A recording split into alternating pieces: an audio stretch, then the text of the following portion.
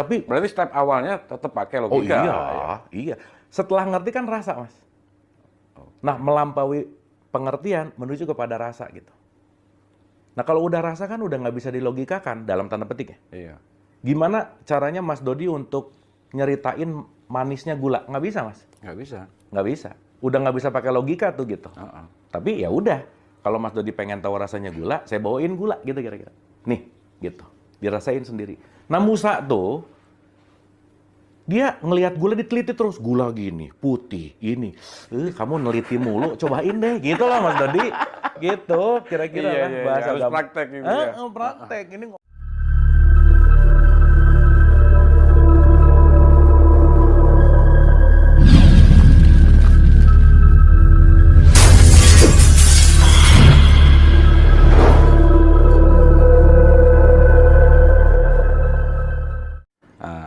Tadi Kang Abu itu kalau tidak salah pernah ngutip masalah Awaluddin Ma'rifatullah ya. iya. Nah, saya pengen tahu itu.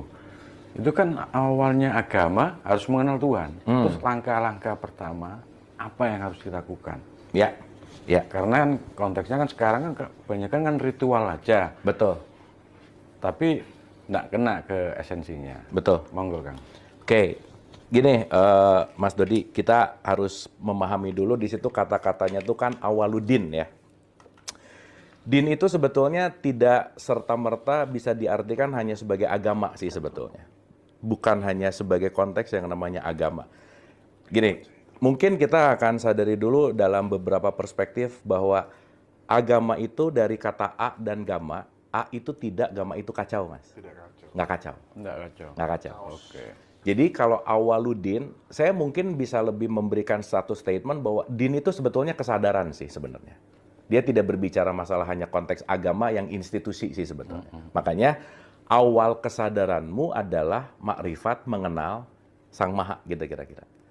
Nah jadi ketika kita berbicara dalam konteks awal dari sebuah kesadaran mengenal Tuhannya, bahwa kesadaran ini akan muncul ketika kita jalan menuju kepada kesadaran ilahiyah gitu Mas kira-kira. Nah jadi konteksnya gini, kita harus membedakan dulu mana din, mana agama, dan sekarang disebut institusi agama gitu loh. Iya, iya. Itu, waduh, itu tuh udah beda. Sekarang tuh agama tuh agak turun lah ya, dalam tanda petik. Itu sudah menjadi kayak perkumpulan gitu ya. Gitu. Lembaga gitu. Sehingga kita mungkin dalam tanda petik kehilangan secara esensi bahwa agama itu sebetulnya bukan hanya identitas gitu loh Mas. Tapi juga dalam bentuk yang namanya kesadaran gitu. Nah makanya saya balik dulu bahwa konteksnya din itu lebih kepada kesadaran dan kesadaran itu akan sangat relate atau akan sangat berkaitan dengan ketuhanan itu sendiri gitu. Jadi gimana kita akan tidak kacau kalau kita tidak mengenal Tuhan gitu loh. Bahasa gampangnya gitu. Berarti keteraturan kita ketika kita mengenal Sang Pencipta kan. Poinnya ada di situ gitu. Kira-kira gitu, Mas. Oke, Sementara. Nah, sementara dulu ya. Kita komain. Oke. Ini terkait cerita ini saya bilang cerita karena kita nggak tahu kebenarannya.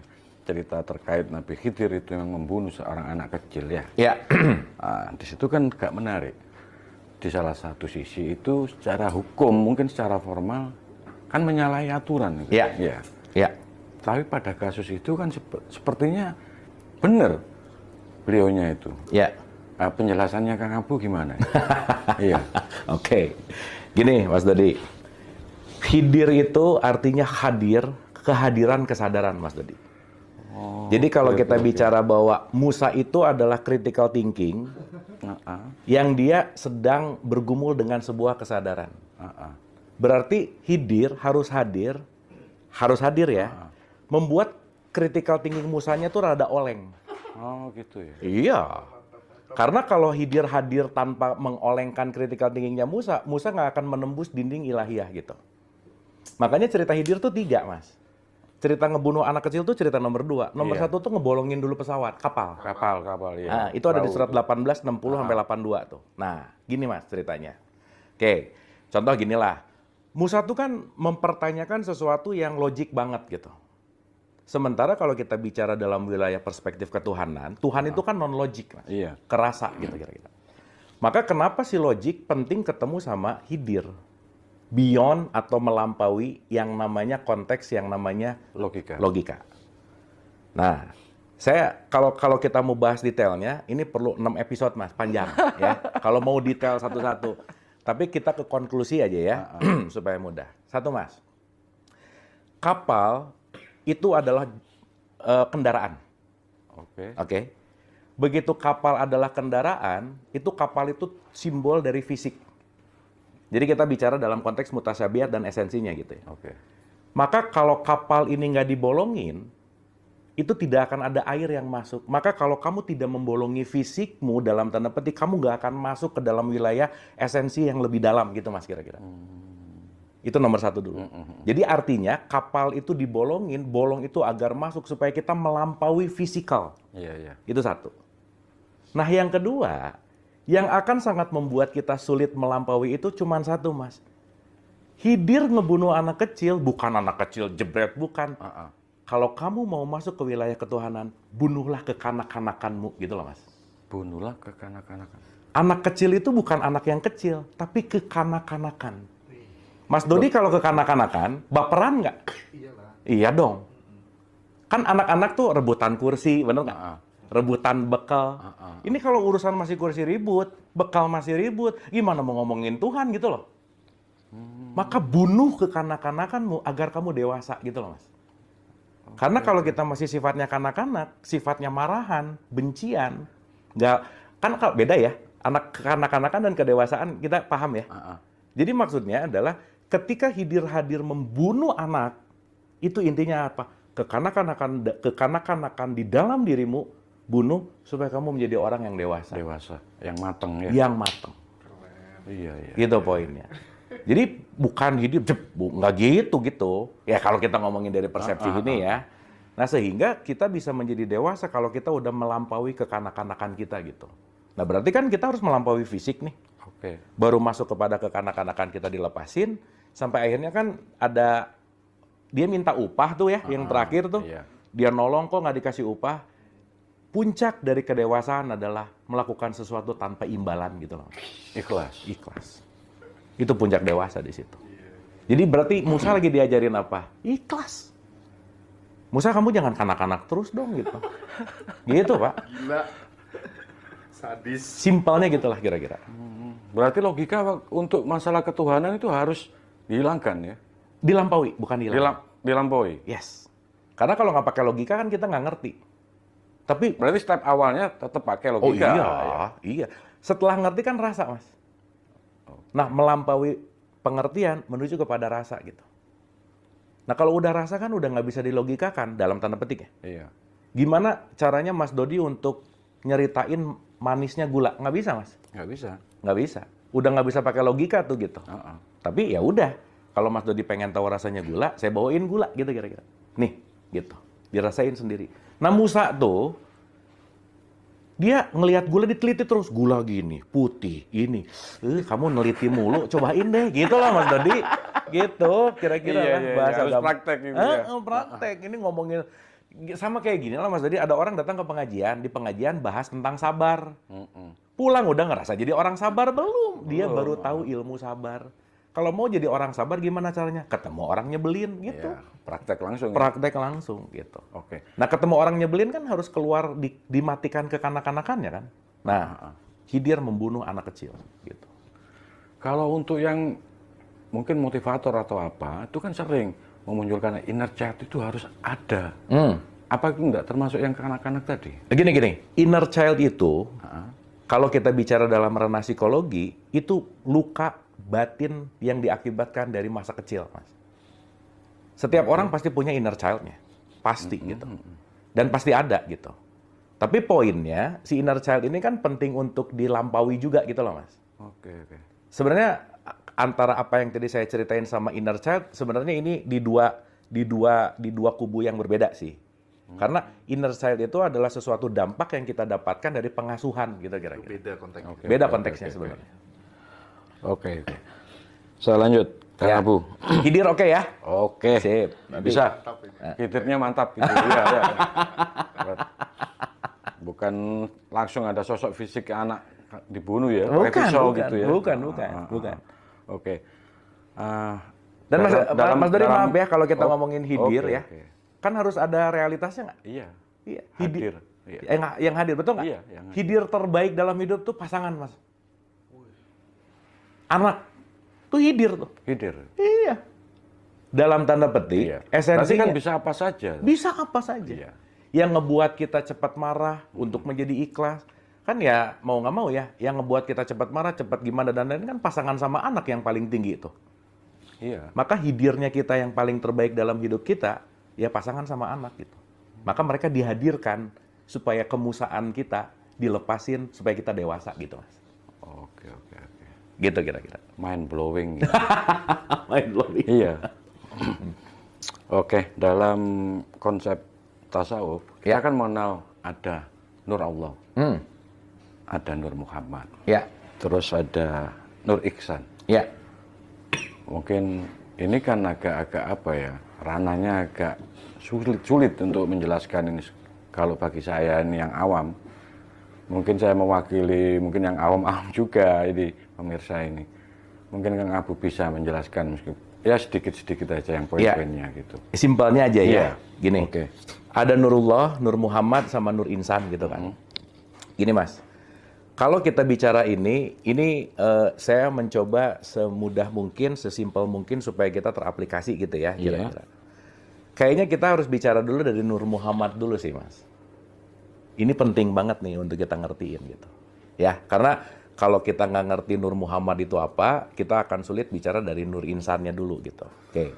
Jadi mungkin di tahapan ini, kalau Nurullah oke lah ya, ini cahaya keseluruhan. Jadi cahaya keseluruhan itu adalah energi intinya lah gitu. Dia menampil menjadi cahaya yang terpuji gitu kira-kira, dan dia menampil menjadi wujud gitu kira-kira. Jadi kalau pakai bahasa gampangnya, Allah sebagai sebuah kecerdasan, kemarin kan Pak Wayan udah jelasin tuh ya, bahwa Tuhan itu adalah kecerdasan tanpa batas. Dia menampil menjadi energi, menjadi Nur Muhammad, energi memadat menjadi materi kita manusia, menjadi Nur Insan gitulah bahasanya. Jadi kita ini semua datang dari sumber cahaya yang sama gitulah kira-kira. Sebenarnya tiga-tiga ini juga kalau kita bicara cahaya, ya cahayanya itu-itu juga sih sebenarnya. Cuman dalam penampakan dan bentuk yang dalam tanda petik berbeda lah. Cuman concern saya, Mas, yang pengen ditekankan itu bicara Nur Muhammad. Karena ini untuk prolog dulu ya. Karena ini panjang ceritanya. Prolog dulu aja. Mas Dodi, waktu kita bicara tentang Muhammad, setidaknya ada 4 hal yang harus kita pahami tentang Muhammad, Mas. Oke. Ada 4 hal. Iya. Ya. Pertanyaan, Mas. Kalau kita bicara tentang syahadat itu kan ada kata-kata Muhammad juga kan? Iya. Dan di situ aku bersaksi. Benar nggak? Berarti kalau bersaksi harus menyaksikan nggak kira-kira? Iya. Iya dong. Berarti kalau kita berbicara Muhammad di syahadat aku bersaksi dan ada persaksian, berarti kita harus ngerti Muhammad ini apa gitu kira-kira. Dan ini wilayah yang agak super sensitif, tapi mudah-mudahan kita bisa membuka dan ini satu perspektif lah ya. Oke, contoh-contoh Mas. Saya kasih contoh dulu. Nabi terakhir di Nabi dan Rasul, namanya siapa Mas Dodi? Muhammad. Muhammad ya? Oke. Itu umum, Iya. gitu ya? Mulai dari SD itu dia. Mulai dari SD. Ah, ah. Tapi bukan itu namanya Mas Dodi. Bukan. Terus Namanya Ahmad. Ahmad. Ah. Ya, oke. Contoh dulu. Ya, saya komain dulu ya. Nabi Muhammad tuh lahirnya kapan? Misalnya. Abad 6, ya. 500 berapa? Ya, kan sekarang sering jawab, Nabi Muhammad lahir kapan? Langsung Iya. jawab, 12 Rabiul Awal. Oh iya, tahun gajah. Tahun gajah. Oke. Betul ya? Oke. Saya tanya, yang lahir 12 Rabiul Awal itu Nabi Muhammad atau Ahmad bin Abdullah? Ahmad bin Ahmad. Abdullah, iya. Betul nggak? Ah. Karena beliau lahir nggak langsung jadi Nabi. Betul nggak? Ah. Berarti Ahmad bin Abdullah, dia perlu 40 tahun untuk menjadi Nabi Muhammad. Berarti kalau kita mau bicara dalam konteks ini, kelahiran Nabi Muhammad tidak di Rabiul Awal, tapi di 17 Ramadan. Waktu umur 40 itu. Waktu umur 40 dapat Iqra, baru jadi Nabi. Oke. Betul nggak? Iya. Berarti setidaknya kita ngerti ada Ahmad bin Abdullah, ada Nabi Muhammad, ada Nur Muhammad. Pusing nggak nih, Mas? Iya. Pusing ini. Makanya ini, saya tanya ini. Betul nggak? Ini jarang loh untuk kita menelaah bahwa Makanya sekarang kalau ngomongin Maulid Nabi Muhammad, Nah, itu harusnya di Ramadan 17. Karena kelahiran Ahmad bin Abdullah yang sudah menjadi Nabi Muhammad gitu. Betul nggak? Karena Nabi Ahmad bin Abdullah lahir kan belum jadi nabi sebetulnya. Gitu kira-kira. Nah, udah ya. Nanti kita ceritain ini lebih detail lagi. Cuman saya mau ngajak dulu untuk terbuka gitu loh, Mas. Supaya kita ngerti bahwa ini jangan sampai terdikotomi gitu kira-kira. Nah, jadi Muhammad itu artinya terpuji. Muhammad itu gelar, Mas. Bukan nama. Contoh. Abu Marlo sebelum lulus S1 namanya cuma Abu Marlo. Tapi kalau udah lulus S1 jadi Abu Marlo sarjana ekonomi. SE itu gelar saya. Oke. Jadi Muhammad itu gelar terpuji. Oke. Bukan nama, bukan. Makanya Mas Dodi kalau ke Mekah umroh, semua orang mau namanya Ismail, Muhammad. Terpuji gitu. Gitu intinya. Berarti di situ ada kata-kata Muhammad itu artinya terpuji. Berarti Nur Muhammad apa? Cahaya yang terpuji. Berarti pertanyaannya, lebih duluan Nabi Muhammad, lebih duluan Nur Muhammad? Lebih duluan Nur Muhammad. Yes. Lebih duluan Adam, lebih duluan Nur Muhammad? Nur Muhammad. Iya. Karena Nur Muhammad ini tidak berbicara masalah sosoknya gitu loh, Mas. Jadi Allah secara general menampil sebagai cahaya yang terpuji, jadilah sosoknya gitu. Jadi kalau runtutannya, Nurullah menampil sebagai Nur Muhammad, menampil sebagai makhluk insan, itulah Nur Insan. Gitu, Mas. Kalau melihat dari esensi yang Kang Abu jelaskan ini berarti meskipun orang Yahudi, orang Buddha, orang Hindu atau agama apapun itu sebenarnya sama. Iya dong. Nur Muhammad semua kan? Ya, gini Mas. Iya. Asalnya kan itu semua esensinya. Emang asalnya dari Itu mana? tidak ada bedanya kan? Iya. Soal esensi. Mungkin casingnya saja yang beda. Ya? Casingnya yang beda, identitasnya yang beda. Iya. Tapi pun kita penting untuk menyadari bahwa Buddha itu adalah seseorang yang tercerahkan, Mas. Artinya Bukan orang loh. Iya. Jadi kalau Mas Dodi ngobrol sama orang lain, siapapun itu, terus Mas Dodi ngerasa tercerahkan, Mas Dodi lagi Buddha tuh. Cuman jangan cerita ya, Iya. jangan. Aku Buddha ya, jangan. Udah biasa aja gitu ya, jangan. Nanti kalau cerita jadi aneh. diprotes gitu. nanti, Diprotes. Apa sih gitu? Kan yang nggak ngerti lebih banyak dari yang ngerti gitu masalahnya gitu. Jadi Buddha itu adalah state of awakening gitu, Mas. Bahwa seseorang yang menuju kepada titik Buddha itu artinya adalah sesuatu yang tercerahkan gitu. Nah, cuman sekarang kita kenal Buddha itu sebagai sebuah nama agama gitu. Nah, sekarang pertanyaannya, maaf ya, mau agamanya ABC, bahan baku kita semua tetap manusia. Jadi kita ini adalah manusia yang ditempelin sama identitas gitu loh. Kan Mas Dodi sama saya duluan jadi manusia sebelum jadi orang Islam, benar nggak? Iya. Iya, karena Islam kita itu ditempelin setelah kemanusiaan kita. Jadi kalau agamamu membuat kamu merendahkan kemanusiaan, jangan-jangan nggak ngerti isinya apa gitu loh, Mas. Karena nanti puncak dari semua puncaknya adalah kita semua manusia. Makanya di hadapan Tuhan tuh semuanya selaras karena nurnya dia juga kan sebenarnya. Gitu kira-kira. Kalau mengambil dari arti secara esensi Buddha itu kan tercerahkan. Iya. Berarti yang bersama juga dengan Jawa ya. Oh iya. Jawa itu bukan suku kan? Bukan. Dunung orang ngerti. Yes. Iya. Iya. Berarti sama aja esensinya, ajaran Sama. itu. Sunda tuh kan bukan suku. Sunda juga bukan suku. Awaken juga sama. Iya. Bangkit gitu. Oke. Gitu kira-kira. Nah, cuman sekarang udah ada jadi suku Sunda, suku Jawa, suku A, suku B, suku C. Jadi sebuah identitas gitu loh, Mas. Akhirnya terdegradasi itu gara-gara identitas kan. Iya. Kan agama selalu ada setelah para utusannya nggak ada, Mas. Betul nggak? Iya. Iya. Utusannya udah nggak ada, baru ada agamanya. So, emang kalau Musa sekarang ada, Mas Musa agamanya apa? Emang dia mau jawab apa, Mas? Bener nggak? Iya.